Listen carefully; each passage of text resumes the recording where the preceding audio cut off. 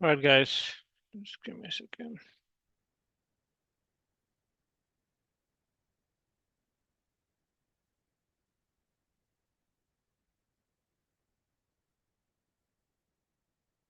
Good evening, sir. Hey,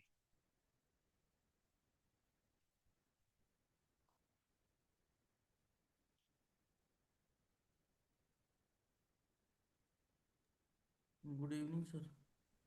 hey, good evening.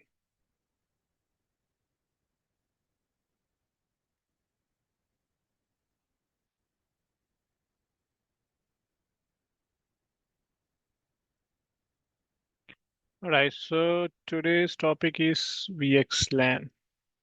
Okay, so let's understand why do we need even VXLAN? Why not any other thing? And just yeah, why do we need VXLAN? The very first question. And what is the VXLAN? Okay, so VXLAN,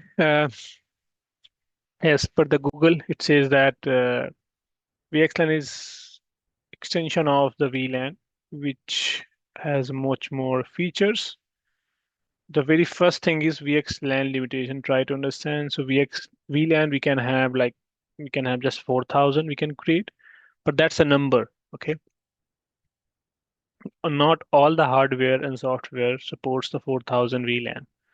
Some hardware may support 1,000, some hardware may support 3,000, some hardware may support 255 VLANs. It depends on the hardware modules. Okay. So overall maximum, even if you're using the high-end devices, we can have just 4,000 VLAN.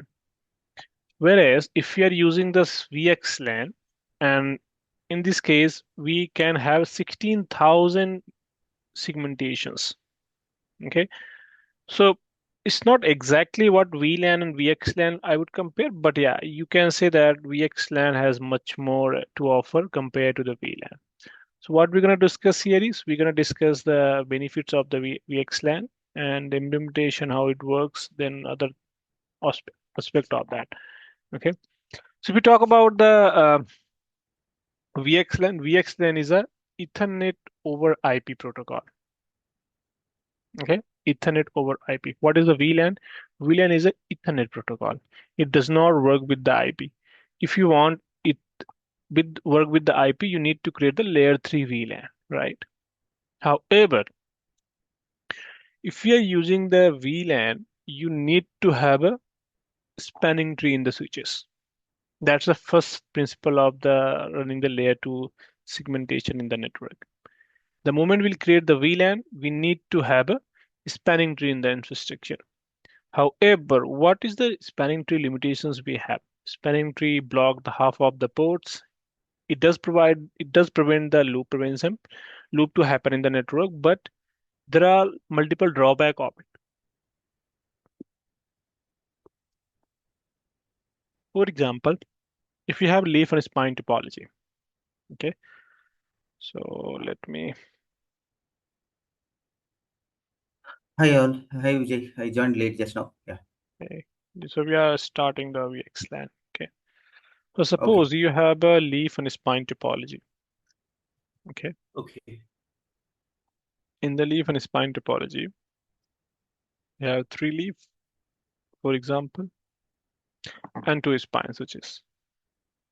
In generic, when we run the non-VXLAN solution or VLAN based Vijay. solution, Vijay. yeah, Yeah. Yeah. Go ahead. Go ahead. Yeah. Sorry. Go ahead. Yeah. Sorry. Go ahead. Yeah. yeah, sure. So let's have a leaf and spine architecture, which is the native principally supported topology for the VXLAN.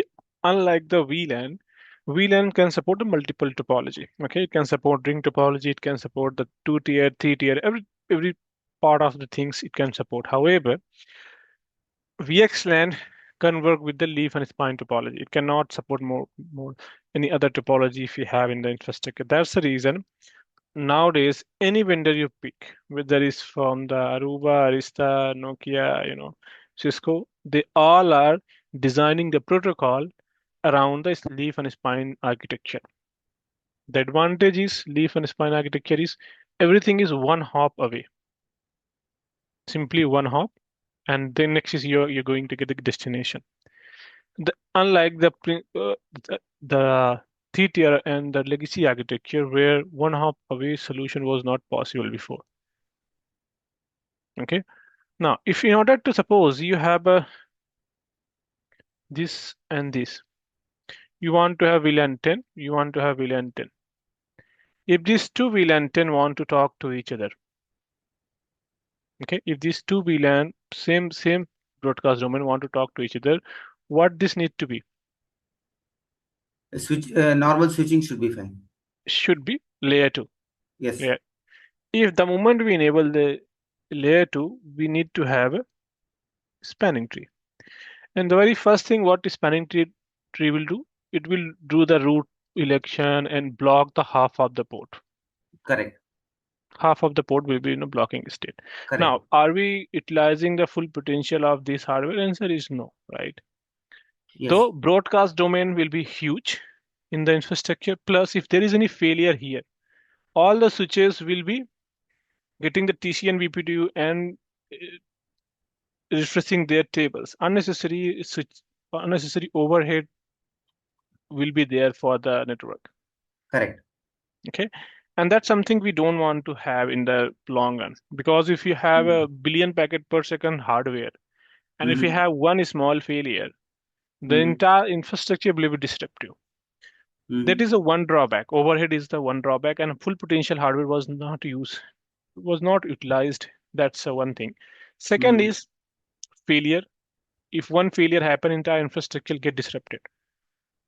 Third is a loop happen. Suppose something misconfiguration happen in the infrastructure, you will always suffer the loop. The moment you have a loop, MAC flapping, your entire infrastructure, entire broadcast domain, entire layer 2 infrastructure will be impacted because of one VLAN. Fourth is scalability. Yeah, Vijay, one doubt I have. Since you told during the failover case, right? So let us suppose one spine switch here failover happens. Okay. So so once again the re-election will happen and root will be there. Root will be elected, right? So Yes. still not getting the point in a failover case, right? This suppose is a BPC. Okay. And you make them as both the switches make as a root switch. Correct. Okay. Correct. If there is any failure happen in the infrastructure, correct, what type of traffic chain or notification will be generated by the leaf switch? TCN. Topology correct. chain notification. Yes. Topology chain notification will be reached here, and these switches will notify all the switches available Correct. in the infrastructure. Correct. That is the reason of the you can say the failover issue. Okay. Okay. Unnecessary disruption, unnecessary traffic receiving, unnecessary control plane trigger happen just because one host is triggered. Got it. Okay. Got it. Because entire broadcast domain will be impacted, not just one. Got it. So Got it. what is the current challenges we have? Large L2 domain will never scalability. Scalability is the always problem when it comes to the large domain. Why IP based routing created? Why not the layer 2? Because layer 2 has a 42 byte of range, IP, the MAC address range, right? Whereas IP address has 32. Second is spanning tree failover is the one case. If you have hundreds of servers and you want to have a intercommunication on the or intra-communication, you will always have a bandwidth issue plus scalability issue. Correct. Service agile is not speed. Okay. If you want to have a layer 2 domain, you will always suffer with the manual topology change. Okay. If you rely on the by default spanning tree on another layer 2 protocol, it will always create the issue. Okay. So you always have to manipulate the root switch and per VLAN basis and to make sure that everything is aligned based on your topology requirement for every time you make any changes in the network. Okay. Third thing is overhead due to blocking ports. Fourth is you have here Ethernet broadcast domain sizing. If suppose you have one VLAN available across 10 switches, 10 access switches, you will always suffer, bigger broadcast domain issue. Fourth is you have maximum one switch can be layer 3 gateway. Okay, it means if you have two switches here, doesn't matter if whether you are using the HSRP, VRRP, it doesn't matter. Correct. What topology, what configuration you do. End of the day, you will get just one VLAN gateway if you are using the VLAN 10, suppose, for example. Okay, VLAN 10 is configured over here like this.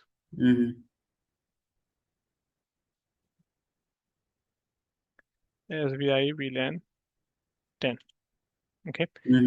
By default, whether you are using the HSRP, whether you are using the any other concept, not more than one switches can be active for the your VLAN 10. That is again a issue. Okay. Suppose if you have VLAN 10 here, that is again part of your scalability plus IP mobility. Okay. Suppose in future you have one switch here and the VM you want to move here to here, right? Or for example here to here, right? Okay. And in that case, you need to be very careful which port is active, which port is alternative port for spanning tree. That if it is this primary, then make sure that this must be primary.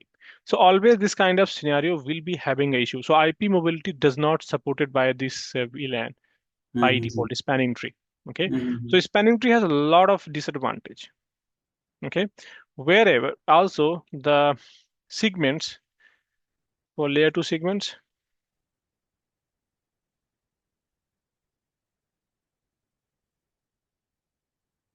segment will be supported by the how many layer 2 segments we can have?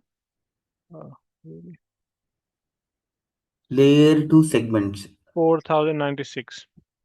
Layer 2 VLAN, how many you can 4095. Yeah, correct. 4095. Depends on hardware. It's not like, as I said, it's not like all the hardware support these many VLANs. Okay, some hardware may even support the lower end switches due to the broadcast limitations. They used to support the 100, 200, 255 VLANs, right? Correct. Not all the hardware support the 4000 SVI.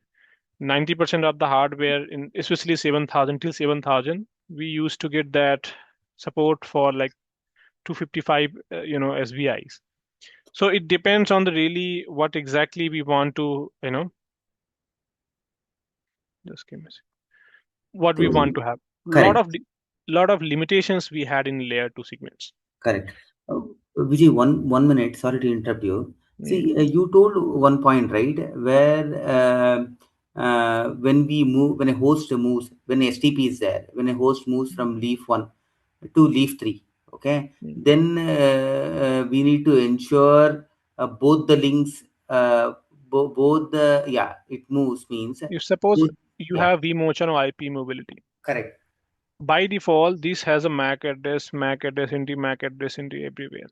Correct. The moment you will move from one host here to here, first of all, if you do not have your hardware does not have a capability to have a MAC mobility options, then your packet will drop. First of all, you need to clear manually all the switches MAC address because old entry is available. Okay. Second is new entry will be established to make sure that this, if it is a primary SBI, then make sure that this should be going over here, not over here traffic. That's the second thing. Third thing is you have, if these two will be blocking, then you cannot have a smooth vMotion or IP mobility options. IP mobility means you move one VM from one switch to another switch or one hardware to another hardware due to some of your hardware overutilization, something like that, right? Correct. So that is the limitations we have in spanning tree level. Okay? Even though if you have OTB and other protocol, it does not comply with the whatever we have here. With the active. Got it. Yeah, we can go ahead. Thanks. Yeah. When it comes to the VXLAN topic here, what VXLAN is providing? Oh,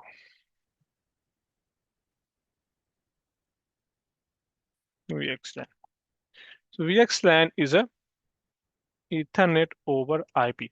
It's a layer 2 overlay protocol. What is the overlay protocol? It's a data plane protocol. Data plane protocol. Meaning, what is the VLAN? VLAN is the same exact protocol, but it's an Ethernet data plane protocol because VLAN does the all VLAN does all encapsulation, decapsulation. And who is the supporting actor for VLAN is spanning tree. Spanning tree is a control plane protocol for VLAN. Okay, what is the control plane? It is responsible for sending and receiving all the source and destination traffic. Okay, but here by default, what is the default configuration we have in the here's a pen.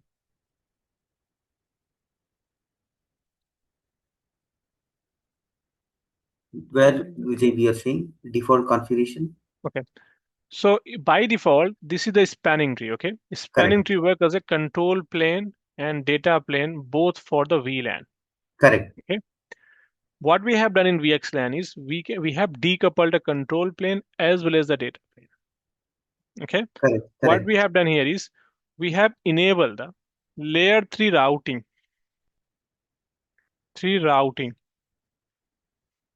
between leaf and spine switches. The moment we enable the layer 3 routing between leaf and spine switches, what first thing is VXLAN is eliminating?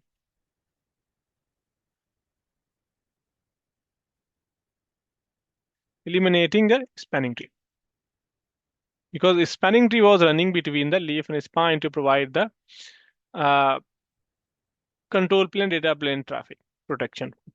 Control plane data plane forwarding for the VLAN.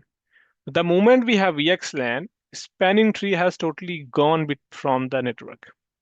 Why? Because replace with the layer 3 routing.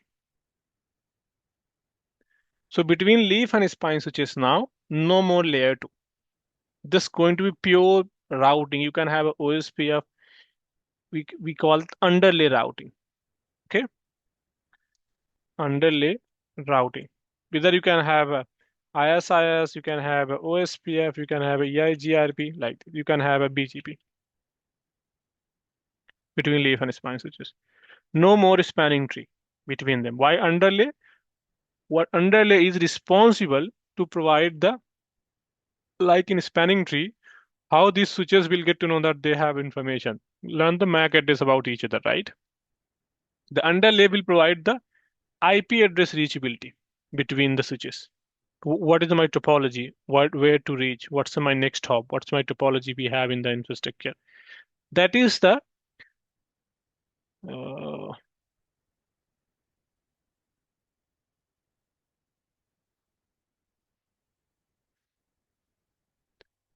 okay. So underlay routing. Okay. So for underlay routing, what we have any protocol which you want to like to, you can run between leaf and spine switches. There is no issue, no you know barrier on that. The moment you run the layer 3 routing, what you are unlocking feature, you are unlocking all the interfaces become the active. You're unlocking the IP based forwarding, which is faster than the layer 2. So scalability came in the picture. Okay, no manual topology, everything will be decided by the routing. No port blocking, no broadcast domain. Maximum layer 3 domain has been enhanced. So you can have a gateway across the 10 or hundreds of devices, same gateway. So which we call the anycast gateway. Okay. The layer 2 segment is also being addressed over here. So what we are getting here, eliminating a spanning tree. Scalability, because it double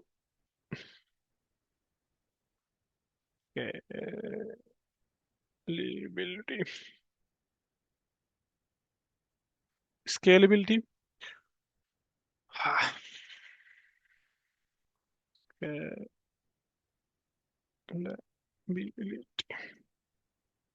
Scalability. Why? Because it has a 16 million segments. Unlike the VLAN, how many segments we can have? Just 4,000, under 4,000 something. But here you can have a layer to 16 million segments. Plus we are going to get the Anycast gateway. It means how many gateway you can create in a traditional networking. You can have HSRP supports the 4 devices, right? You can have Yes. a active standby listening state to two Correct. machines. However, but out of 4 devices, just one device is With used the to be master. active, Yeah. right? But in Anycast, you can have a gateway on n number of the devices. Okay, you can have if you four spine switches, 10 spine switches Yeah. everywhere. Anycast gateway. Yeah. Yeah. Also, the gateway concept which we had in traditional networking, it was on the spine switches. Correct. Okay, which call that aggregation and core. This is the access and aggregation now. This is the core switch in a leaf and spine topology. Now, in Anycast gateway, VXLAN has been introduced here and say that I am going to keep the gateway in the leaf switches itself, not in the spine switches. So whatever decision is going to happen or for forwarding decision will be happening very first hop itself, rather than waiting spine switch to decide or overheading my network here. I'm going to decide whether packet should be forward for next hop or something will be on decide only on the leaf level itself, because leaf is combination of access and aggregation switch. And core switch, what is the core switch role here? Given in the spine switches as a forwarder to the external network or to the DCI network, data center interconnect network. So that the role which was assigned has totally been removed from the or translated from the aggregation access to the leaf switches. Okay, so you can have suppose 10 devices, right? All the 10 devices become the or can have an active gateway, same IP address. For example, 10.1.1.1 for VLAN 10. This is the gateway. Same IP address can configure here, n number of devices, and you can connect your VLAN 10 in any devices without any issue. They will able to communicate. That is the we call that Anycast gateway. So more than 2 devices or 4 devices, you can have a gateway. Oh, those gateway will be active. There is no active standby in Anycast gateway concept. Okay, So that all the means device. Yeah. correct. So all the spine switches we can configure the same IP, right, as a gateway then? No. Not the spine, leaf switches. Leaf switches. Yeah, got it. Leaf switches. Yeah. Yeah. Because they will have Anycast gateway. And Anycast means you can have anywhere that gateway. Okay. And you can have any number of on any number of n number of the devices. Anycast gateway means you can have on n number of devices, same IP. Okay. Same gateway. You can have that on n number of, when I say the n number of devices, you consider by default 200, 255, something like that. Okay. You do not need to worry about on particular things. Second feature of is IP mobility.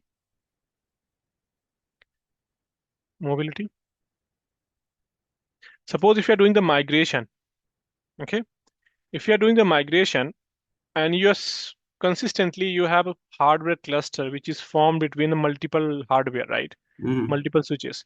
And if your VM is shifting from one to here and here to here, some different hardware, you do not have to worry about anything because your broadcast domain is very limited, okay, local to the switch. Plus your gateway is everywhere available. So they do not need to update that VM information to anywhere else. Even though VM is shifting, immediately those switches will be automatically update the table based on the layer 3 mechanism, not based on the layer 2 mechanism. Layer 2 mechanism, how long it takes? Around 5 minutes it takes to refresh the table, around 600 seconds, right? But here, the moment if you have a layer 3 mechanism, it updates less than in every if we are running the OSPF, it's saying that 10 seconds every packet hello message will be sent, right? So the table will be automatically refreshed within that time zone, and without any disruption, you can have that details. Okay. Plus, you can have a multi-tenancy. When I say the multi-tenancy, you by default, if you want to have a layer 2 to have, you can say one tenancy. If you want VLAN 10 and 20, if it is a layer 2, layer 3, by default, they will talk if you have routing, right?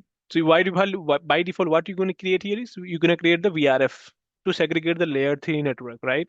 Correct. Similarly, multi-tenancy, we call that same kind of concept in a VXLAN. We can have a multi-VRF based scenario where you can have a prod VRF, particular VXLAN associated, or particular, production, DMZ, a lot of other things you can have it, right?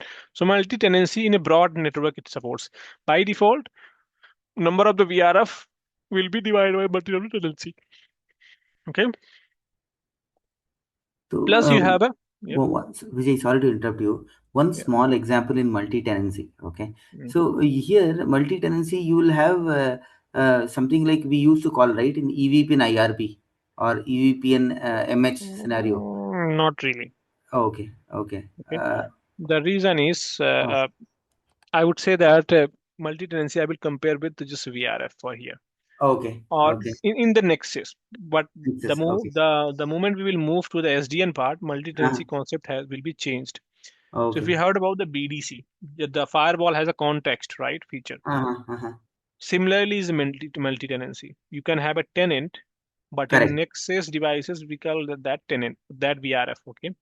But in Nexus 7,000, 5,000, 7,000 devices we used to call that VDC, okay, virtual device context, where you can create the virtual devices inside the physical boxes.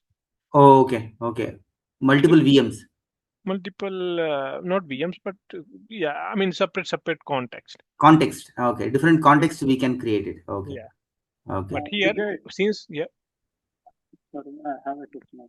Yeah. It's like you said for the Anycast gateway, we can have multiple like same gateway on all the leaf switches. So the duplication for like IP duplication and all, it's completely handled by the Anycast protocol itself. Yeah, so we have to enable that feature. That's why not all the hardware support the VXLAN. There is a feature.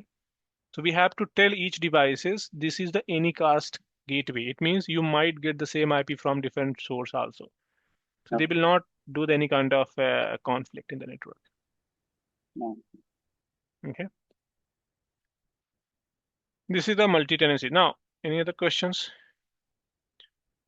Nothing. Also, in the Underlay, some implementation that most of the things we have done is like OSPF with MPBGP. This is how we are doing for the 𝗂𝘶 solution. So, is there any difference while we go with the ISIS or the 𝗂𝘃𝗄? Is there any specific scenario like Underlay I have to be using ISIS or 𝗂𝘃𝗄? It depends. So ISIS is much more, better for the service provider point of view because it has a host-based routing supports. Okay, where you want to have host-based routing, you can have ISIS. Whereas OSPF does not have that better host-based routing supports. That's why. So they both run in the same algorithm, but depends on the preference. Okay, because OSPF is very generic and plus it's not compared to the ISRs, it's not that scalable. Okay, that's the reason we have multi-area concept. But in here you can have hundreds of area in OSPF, whereas ISIS can handle the large infrastructure such as like service provider and ETCs. Okay. So ISIS is much more scalable compared to the OSPF. So we'll cover the ISIS as well. Okay. So VXLAN topic will be covering the BGP, OSPF as well as the MPBGP. Okay, in this and one more thing, like a few more things is like some scenarios when I read about and when we study about the VXLAN, most of the cases states there will be no spine-to-spine interconnection, and leaf-to-leaf also is it okay to connect leaf to leaf also?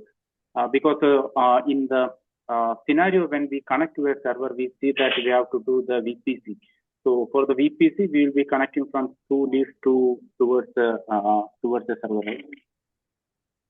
Yeah, I mean, it depends. It's not, there is no restriction as such for the VXLAN.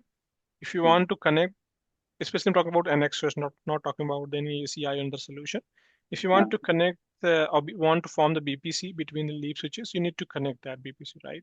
But now in the new solution or new version of the NXOS, that's not mandatory to connect the leaf to leaf connectivity. Okay. Without leaf to leaf connectivity, also you can form the BPC, which we gonna configure hopefully. Okay. And one scenario I have seen is that the spine, they have two spines, but they have stacked the spine. So is it contradicting some of the explanation of the VXLAN, or it is normal also? Sorry, come again. Yeah, in a scenario, I have seen that they have two spines, but this is not for a data center, it's for a campus network. They have stacked the spine and it's running on VXLAN.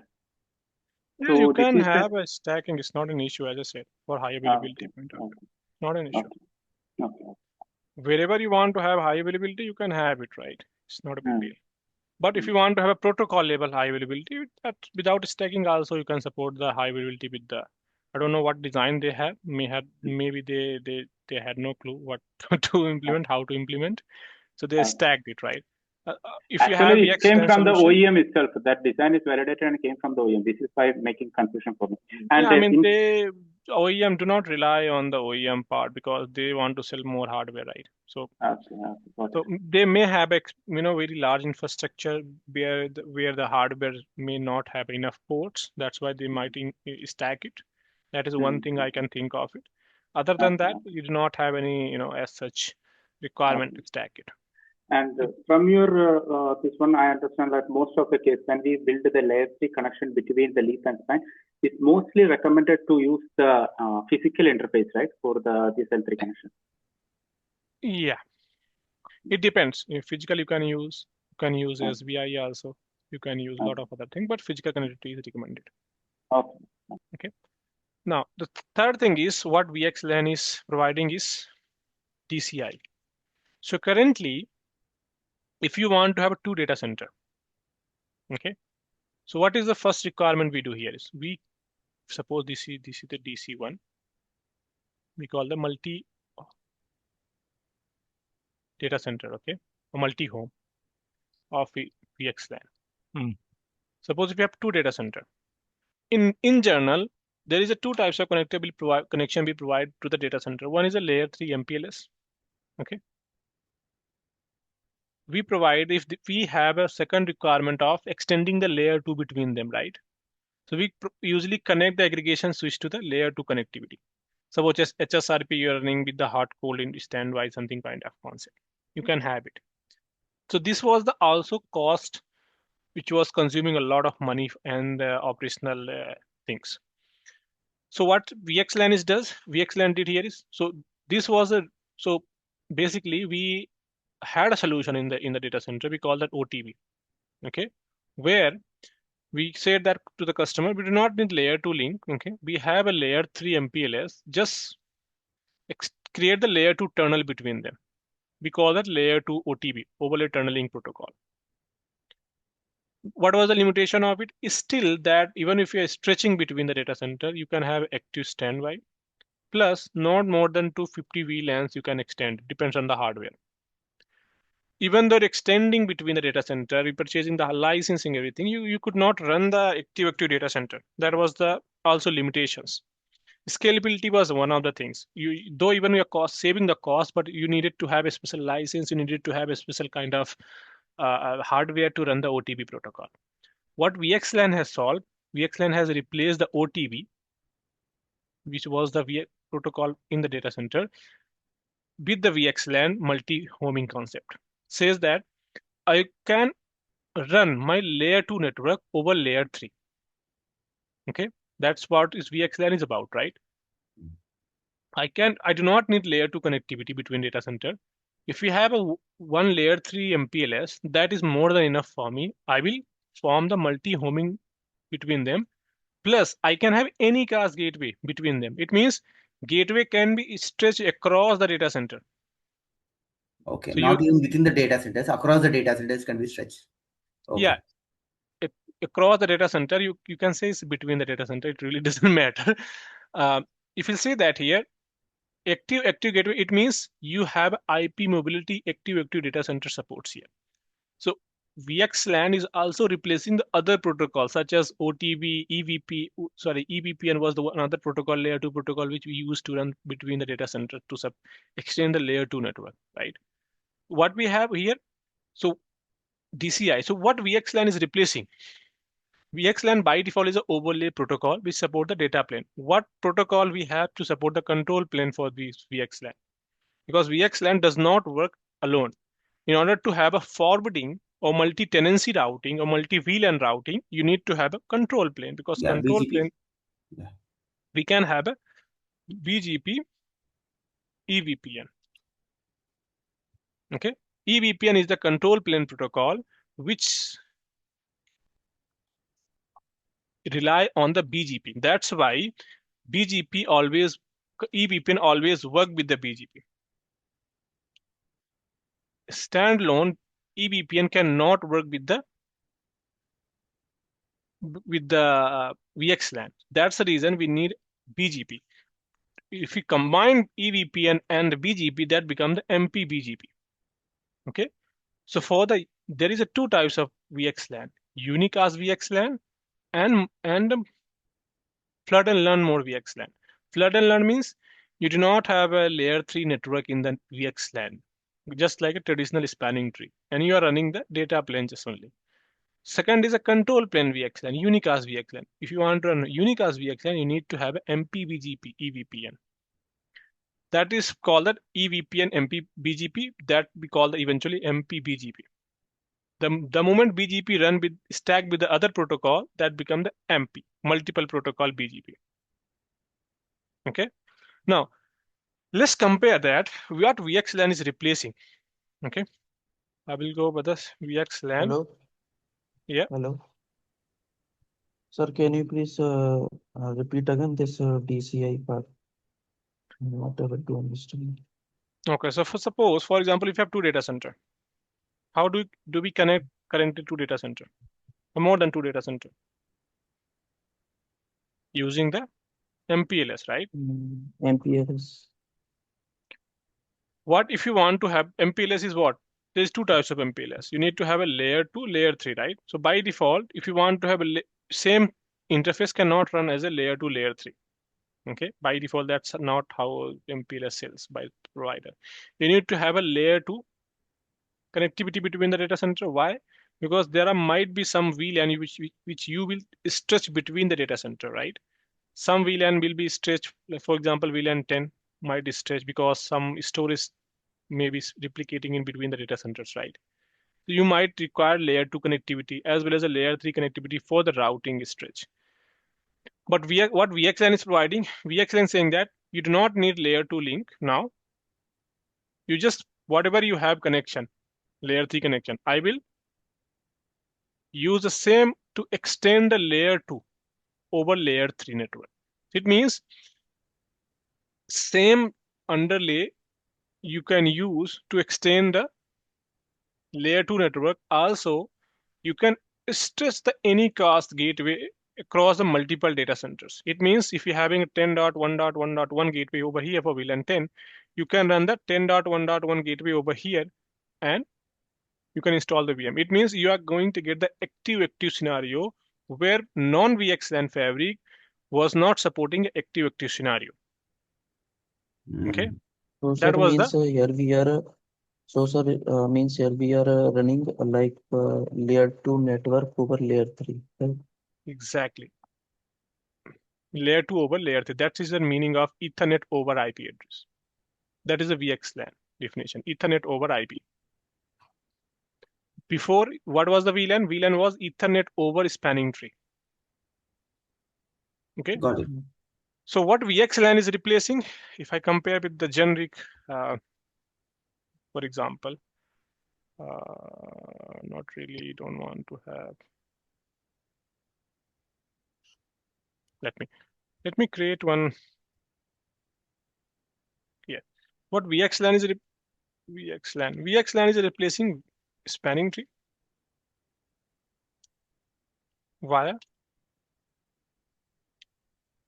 underlay, okay? By the routing, you can say that. VXLAN replacing FHRP. What is FHRP?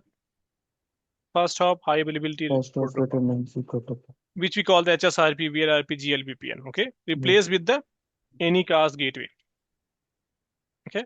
VXLAN is replacing the DCI. DCI what? You have OTB concept, okay? Overlay tunneling protocol.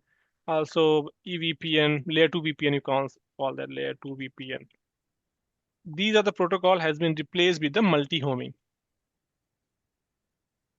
VXLAN also replacing the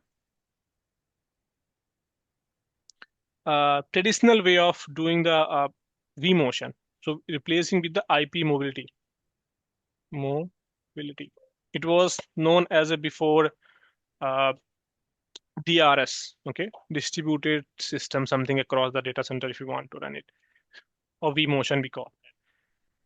In IP mobility. vMotion was usually to have a same VM but different IP address. Okay. So these are the just few I'm just giving you. There are many options. There are many other features which will be replaced by the VXLAN. So VXLAN do not consider as a VLAN replacement. Okay. VLAN is a one part of it. You can say that one of the VLAN.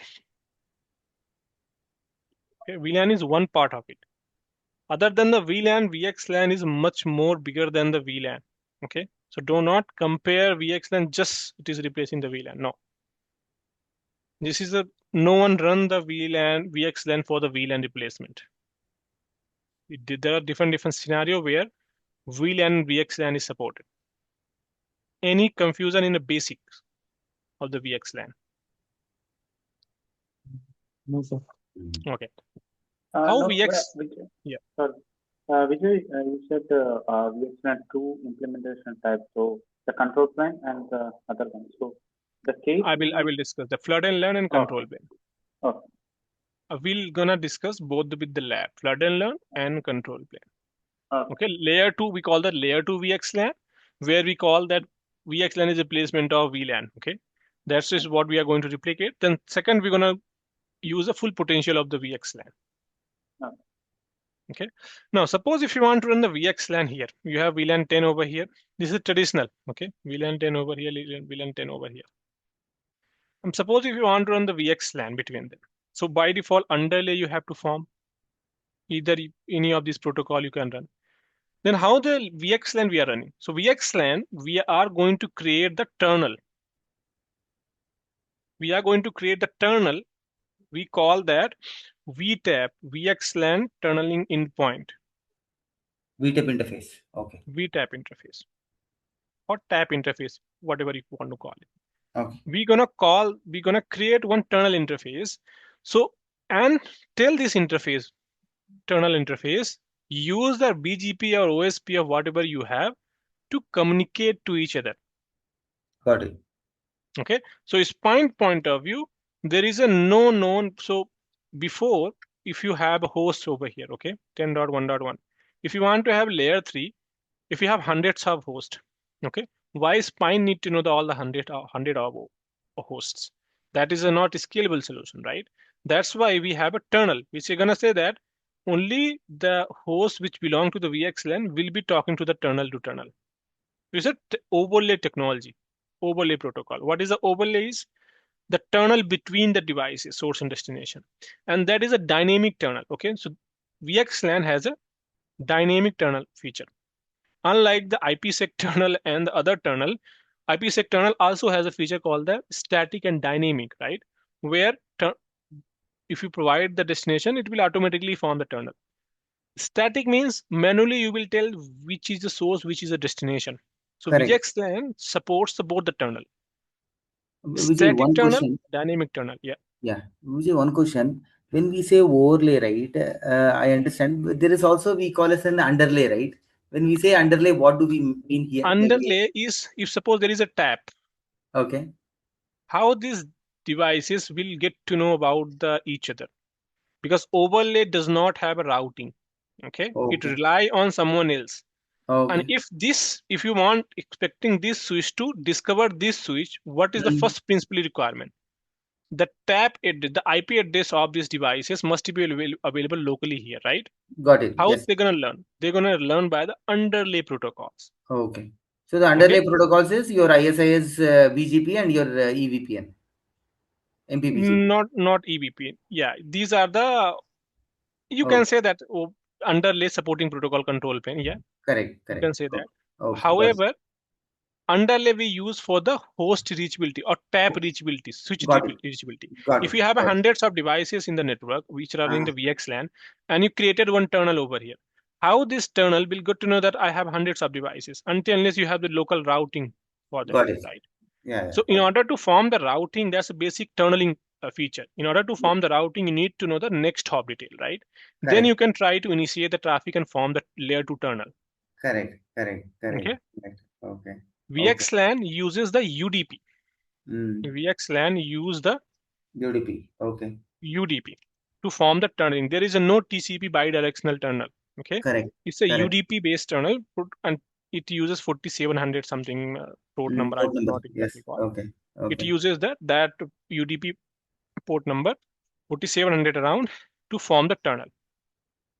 Okay. Anything before I go to the more deep into the VXLAN?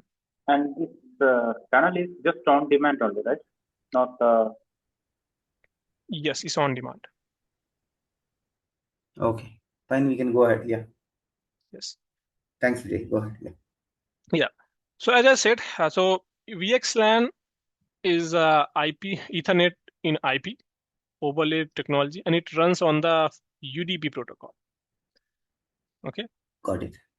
It has a 50 byte of overhead. Okay. So usually when you have Ethernet traffic, overhead around 5 to 6 bytes something happens, or based on the MAC address. Okay. But the moment you have Ethernet traffic, by default, any switches, any hardware which support MTU size 1500, you will not be able to run the VXLAN on them. Why? Because by default, if you have Ethernet packet support a 1500 plus, you have max to max 1550 bytes. Okay. That is the maximum your MTU side or packet size traditional devices supports.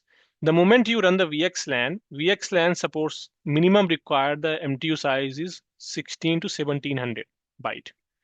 1600 MTU to 1700 MTU size. If any devices who does not support the jumbo MTU concept, you will not be able to run the VXLAN. Legacy devices support the MSS, right? Maximum segment size, MSS. Yeah, maximum segment size. So you usually start with the 400 byte Correct. to the 1500 byte, right? Correct. But here, if you fragment that packet or segment that packet, because of the UDP, you will not be able to achieve the VXLAN neighborship and communication, right? So that's the reason you need to have a full jumbo MTU packet need to be sent between the source and destination. So that's the reason all the hardware, I'm not talking about your host can be 1500, but where we are forming the overlay tunnel, all the hardware must be supporting the jumbo MTU, and jumbo MTU size is 1600 to 9200. Okay, that is jumbo MTU size. So it depends on the hardware to hardware. Some hardwares, they do support 1700, but they do not support 9000. Okay, so if you are running the 1700, that is also fine for the VXLAN, but make sure that your host is not running the 9000. Otherwise, VXLAN will choke in the 1700. Okay. Got it. If your host is running 1500 MTU size, you can run here 1700. Okay. If host is running 9000, then by default you need to run the 9200 on all the device. So generally the VTEP interface we configure with the MTU 9184 or 9500, right? Or not just VTEP, all the underlay interfaces. Underlay interface. Okay, got it. Because VTEP is just a virtual tunnel interface. Internal interface relies on what? Physical Got interface. it. Physical. So the physical interface should be supported. Yeah. Got it. Exactly. All the physical hardware must be capable of supporting the programmability. Got it. Programmability is one thing. Second is Jumbo MTU. Got Third it. is it must be supporting the, so your hardware, the prerequisite for the VXLAN. Got Okay. it. Prerequisites. You must have a Jumbo MTU. Okay. So, sir, this interface is by default in a default MTU size, or we have to change it to configure for a jumbo MTU? So depends on the hardware type. So if you're Okay. having a 9000, some of the 9000 they do support by default 9000. Okay. If you have some of the legacy, like some of the hardware, they do have by default 1500. So you have to manually check what they have currently. Okay. Okay. Then you need to have a multicast for flood and learn VXLAN or layer 2 VXLAN.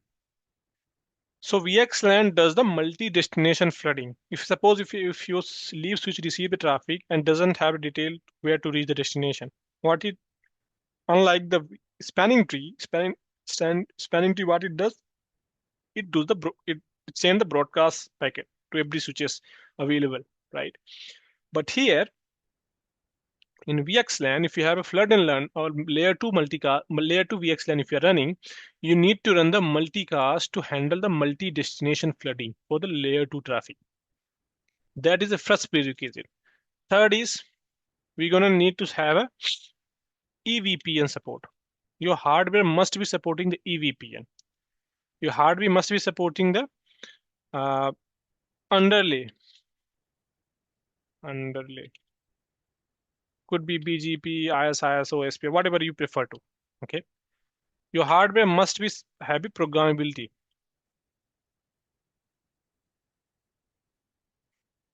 Programmability supports. Okay. This is the hardware prerequisite. If your hardware does not have these features, then do not run the VXLAN in that. Okay. One Why small programmability? Sorry. Why programmability is required? It's a different Programmability topic. is required. Yeah, programmability is required because EVPN, which you have protocols, these do some sort of extra hop routing. Okay, if your programmability is not supported, it's not about, I'm not talking about the programming. Okay, programmability is different than the programming and API. Programmability means your devices are capable enough to handle the high intensive or the extra large packets. Or suppose if you have a underlay and overlay decoupled protocol and you want to run with the same device to configure between the leaf and spine, you need to have a programmability to scale the network in your environment. Okay.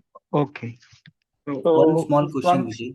In the data sheet itself, it will be said as programmability, or it will just say the VXLAN supported.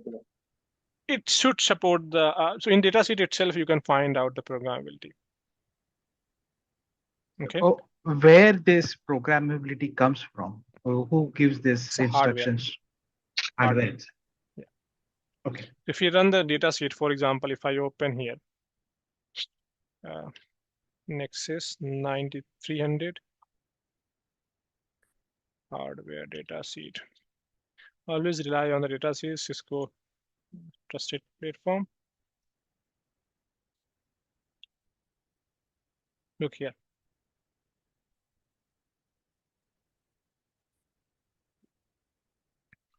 What is designed for performance, resiliency, meaningability? I don't know what is the hell is meaningability is.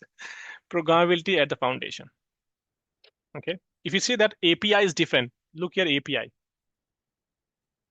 Okay, integrated API is different than the programmability. It means how better your devices can program the hardware and software both with the protocols. Okay, if I go for the feature wise, VXLAN feature, license on Nexus. So not all the license can have all the VXLAN feature. Okay, so you need to have very careful what license you are purchasing for the VXLAN. So if you purchase, for example, essential license, you can have just VXLAN EVPN, right? You can have VRF, you can have a PIM, multicast does support, IP fabric is fine, but does it support the multi-site? No. So if you want to have multi-homing concept in your network, you need to have advantage license in the Nexus devices. Okay, that is you have to understand what feature you want to have, whether you want to have a single data center or multi data center. If you want to have multi data center, then this is mandatory for you. I will tell you what is a BGP, BGW border gateway devices and all. Okay. If you see the security add-on, you want to have a 𝗲𝘅𝗽𝗃 for the VXLAN, you need to have this add-on license also. So as I said, everything come with the money. So if I go for the Arista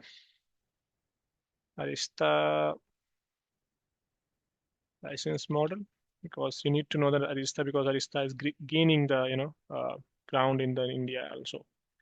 So Arista has, just like Nexus has an essential advantage and premium license, Arista has also like Flex and Flex Lite license. In the Flex, you have multiple, licensing model here. If I go here, licensing, look here, E, which is equivalent to the enterprise essential. Flex Lite means equivalent to the advantage. Flex, this green color, blue color means that is premium license for them. Okay, and if you go for their license, you VXLAN bridging. If you want EVPN, you want to have a EVPN layer 3 VXLAN, then you need to have this license, Flex Lite plus E.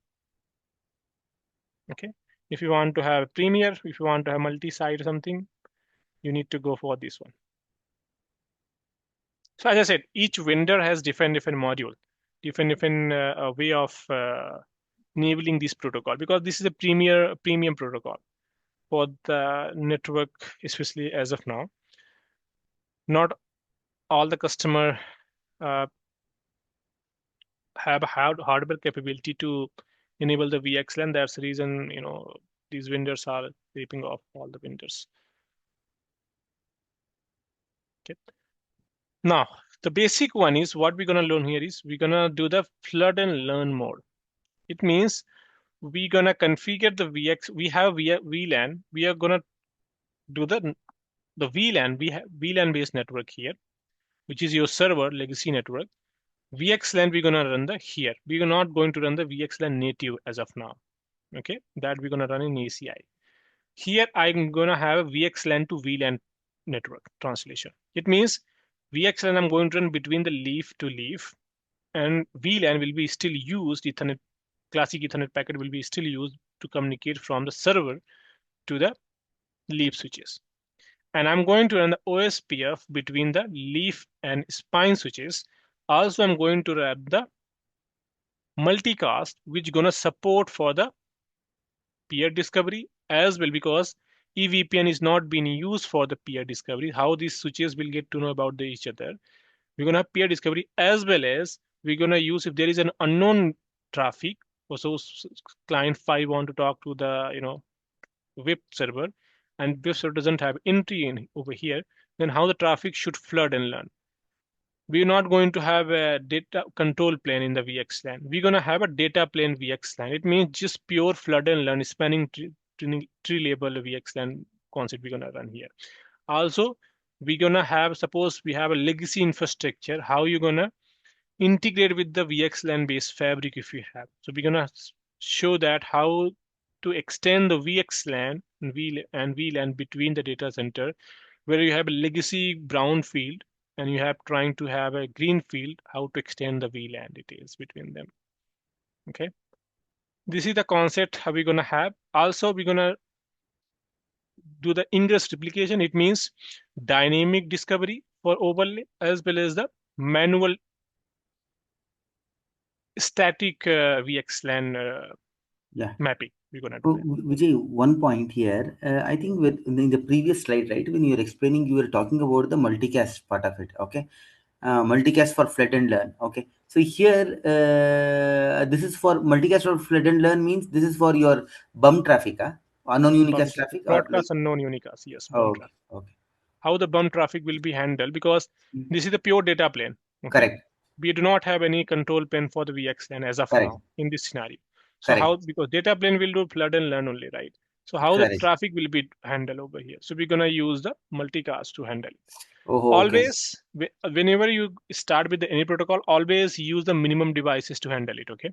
Got it. If you want to have a more devices for flood and learn, I can create separate topology for you, 2 spine switches and all these things. But our goal is to understand the flow and the each and every component of the VXLAN, not Got to it. do the practical with the 100 devices. Okay? Got it. Got it.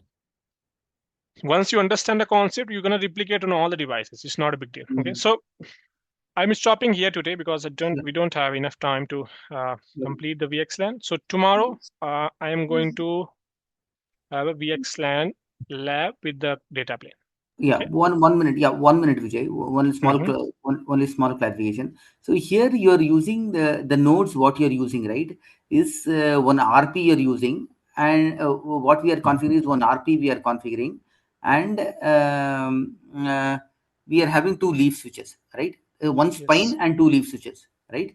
And spine is configured as an RP. Sparse mode. Yeah, PIM-SM, I think, right? Sorry. PIM, we are configuring PIM sparse mode, protocol independent multicast. Yeah, we're going to discuss that all the multicast levels. Okay, yeah, great. So as I said, VXLAN, the reason have not touched any underlay and BGP protocol, because along with the VXLAN, I'm going to show that these protocol multicast I'm going to teach. What we in the support, I'm going to teach OSPF, I'm going to teach BGP, how it works in Nexus. Okay. Got it. Yeah. Alongside with the VXLAN. One more thing. What is bump traffic? Right? Broadcast unknown unicast. Okay, it's abbreviation of 3 things. Okay. Yes, exactly. Broadcast, unknown unicast, multicast. Yeah, unknown multicast, you can say that. Not unicast, bump traffic. Broadcast unknown multicast. Suppose your traffic is in the traditional spanning tree, you have a broadcast traffic, not bump traffic. Okay, just broadcast traffic. Here we are saying that the flooding will happen over the multicast. That's the reason I'm saying that broadcast unknown multicast. It means unknown multicast traffic between them, because VXLAN support only multi-destination flooding, not broadcast flooding. Okay. Yeah. All right, guys, I'm stopping here today. I will continue. Hopefully, the basic of VXLAN, what VXLAN is clear. Yes. Because VXLAN is, as I said, it's not just about one VXLAN topic. It's not about the VLAN. Okay, VXLAN is very huge. We're gonna have many classes around it this week and probably next week also. Sure. Vijay, I understand recording it is being shared for us through the SchoolNet website, right? The same way, it is also possible to share us the PPT as well, just for our reference. Yes, we're gonna share. If you see that here, as of now, I have not teach anything else except the VPC, which I'm going to share that. Correct. The VXLAN, I've created a lab guide. If you see that, with the same lab. So I will be sharing these, so you can go through and do the practical in your own lab, or if you want to have in the same lab, it's up to you. Sure. Yeah. Thanks. All right. All right, guys. Then see you tomorrow. Thanks. Bye-bye. Thanks.